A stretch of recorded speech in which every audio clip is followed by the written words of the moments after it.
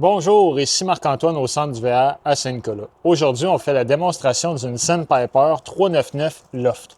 On va commencer par faire une tournée à l'extérieur pour ensuite se diriger dans l'unité. Donc ici, on a la porte patio, on a les marches qui sont fournies dans l'unité qu'on va venir mettre à l'emplacement ici pour les barrer afin d'accéder à l'intérieur. On a les marches pour accéder ici à la chambre qui se trouve à l'arrière.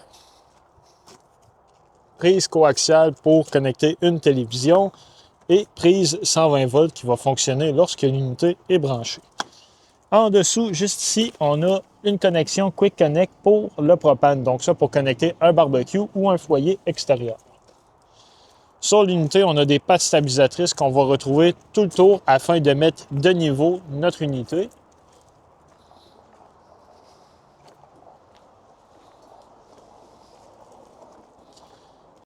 Lorsqu'on effectue la vidange de nos eaux usées, on va avoir trois valves. Une noire ici, une qui va vider le premier réservoir gris et la seconde pour le réservoir gris de la galerie qu'on va appeler donc le réservoir pour l'évier de la cuisine.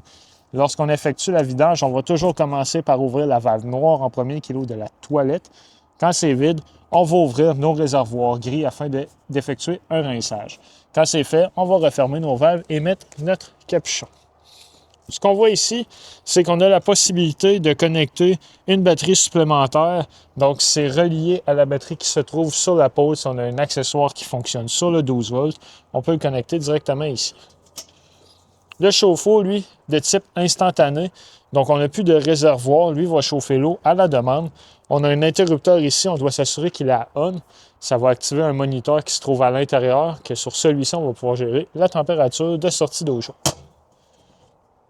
Ce qu'on voit là, c'est la sortie pour la fournaise qui fonctionne au propane. On a une douchette extérieure avec l'eau chaude, l'eau froide.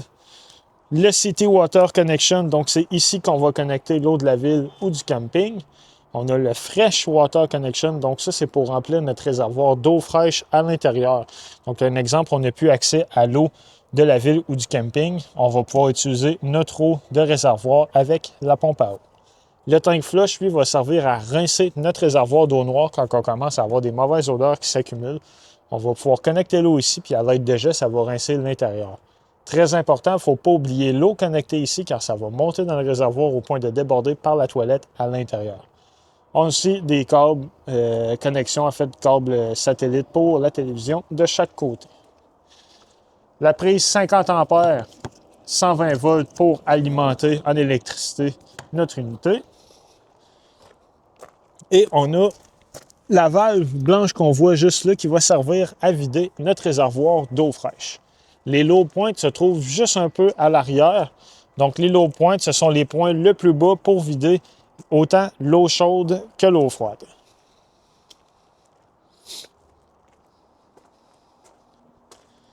Donc à l'avant, on a la patte manuelle, le compartiment pour mettre deux réservoirs de 30 livres de propane ainsi qu'un coffre pour installer la batterie 12 volts.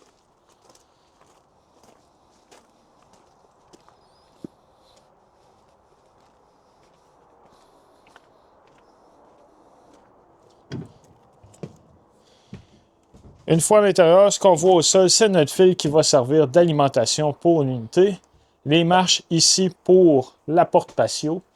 Dans la chambre, on va avoir de l'éclairage au-dessus du lit. On a les interrupteurs qui sont juste là. On a un garde-robe aussi.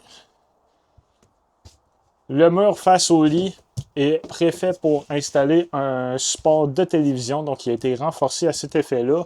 On va avoir la connexion 120 volts et le booster pour l'antenne qui se trouve sur le toit. La manière que ça fonctionne, on doit s'assurer que le bouton est bien enclenché, que la lumière est allumée. Quand il y a une TV de connecter, l'antenne, elle, va servir à capter les postes digitaux disponibles. Pour y parvenir, on doit aller dans les paramètres de la télévision, effectuer un channel scan. Cette étape-là, en fait, va être à refaire dès qu'on va se déplacer avec l'unité, et ça pour chaque télévision. Ici, un exemple au centre du verre, on va capter 3 à 4 postes différents. On a des interrupteurs ici pour l'éclairage. On va en avoir pour la partie qui se trouve en haut. Donc, on a une chambre à coucher. On va avoir des prises de courant 120 volts USB aussi avec des interrupteurs pour l'éclairage supplémentaire. Dans la salle de bain, on a une toilette qui fonctionne au pied pour flusher. On a une douche avec l'eau chaude et l'eau froide. L'évier, elle, avec aussi l'eau chaude et l'eau froide. Une prise de courant 120 volts. L'ouverture de la ventilation qui se trouve au plafond. Donc, on a un système de fan intégré. Donc, on peut le mettre à on ou à off, simplement. L'interrupteur qu'on voit ici va servir à faire fonctionner le ventilateur qui se trouve au-dessus du salon. Et sur notre moniteur principal, on va avoir les interrupteurs pour voir nos niveaux d'eau et de réservoir. Donc, lorsqu'on sélectionne noir 1 ou gris 1, on va ensuite pouvoir appuyer sur les boutons, voir c'est quoi les niveaux de nos réservoirs. Eau fraîche, batterie, réservoir de la galerie et de la toilette. Heat Holding Tank, donc on a les tank heaters qu'on va appeler juste ici. C'est des pads chauffants qui sont collés sous les réservoirs d'eau grise et noire pour maintenir une température dans ceux-ci. Exemple, à l'extérieur, il fait sous zéro, on a du liquide dans nos réservoirs, on ne veut pas que ça gèle, donc on va mettre en fonction les tank heaters.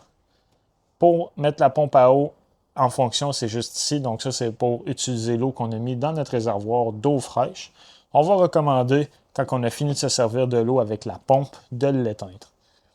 Ensuite, c'est l'éclairage, autant pour l'auvent, le hall juste ici à l'intérieur, l'interrupteur pour ouvrir l'auvent, ainsi que les slide-out.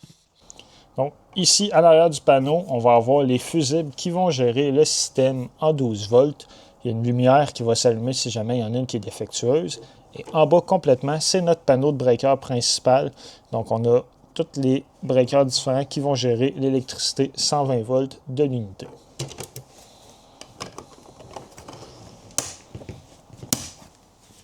Ensuite, au mur ici, prise de courant 120 volts, on a le thermostat qui va gérer en fait autant la climatisation que le chauffage. Donc, on peut mettre à cool pour climatiser ou à heat pour chauffer. On peut aussi seulement faire fonctionner les fans au besoin à l'eau ou à air. En dessous, c'est encore une fois une ventilation qui se trouve au plafond. On a des interrupteurs pour l'éclairage de la cuisine. Le réfrigérateur, lui, fonctionne sur le 120 volts. Donc, on a les paramètres ici dans la porte qu'on va pouvoir modifier l'intensité du frigidaire auquel on veut qu'elle refroidisse. On a les congélateurs qui sont en bas, juste ici. Pour le transport, on a une barrure qu'on doit absolument installer. On va venir la visser ici en place. On va s'assurer comme ça que les portes n'ouvrent pas dans le transport. Pour la cuisinière, elle fonctionne au propane. Celle-ci fonctionne sur le 120 volts, donc l'ignition, on doit être connecté absolument dans une prise 120 volts. La manière de faire, on va retirer simplement la sécurité, on va appuyer et l'ignition va se faire en même temps qu'on ouvre les gaz. C'est le même principe pour la partie du four en bas.